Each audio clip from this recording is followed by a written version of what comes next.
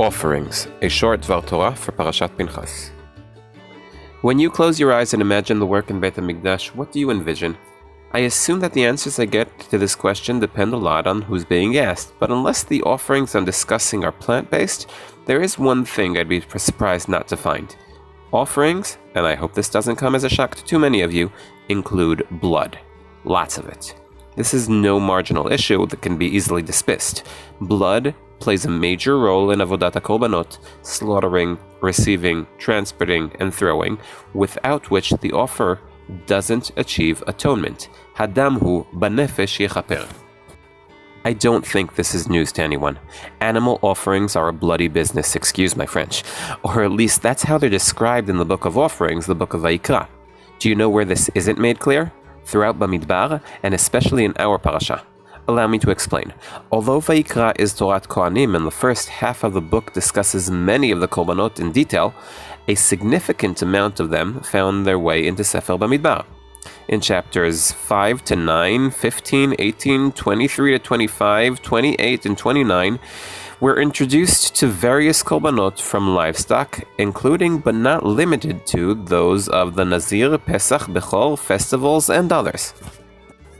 This partial list, I did not include human sacrifice, that is the Levim, or offerings that don't reach the altar, could have opened a new discussion that would redefine the role of Sefer Bamidbar from the Book of the Levim to the Book of the Alternative Offerings. Why alternative? Because even though our book has many offerings, I invite you to look for blood. Don't spend too much time looking. The Bechor's blood is sprinkled on the altar. The animal Bechorot, please. Twice when describing the red heifer, once in Bilam's blessing, and 10 times the word blood appears in the laws of the killer. In comparison, instead of the 15 times in Sefer Bamidbar, with only one referring to blood thrown onto the altar, the Bechor, in Sefer Vayikra, blood appears 88 times, most of it reaching the altar. There are other differences. Offerings are not slaughtered in Bamidbar. The word shachat appears 4 times in the book. Moshe asks if enough sheep and cattle can be slaughtered to feed so many people. There is a fear that the goyim will say that, God forbid, the people were slaughtered in the desert because God couldn't bring them into the land, and the red heifer is slaughtered. But offerings are not. In contrast, in Sefer Vayikra, where offerings are slaughtered, Bamidbar, offerings are made, la'asot. It would be ridiculous, if so, to say that there's a difference between the offerings in Vayikra and those in Bamidbar.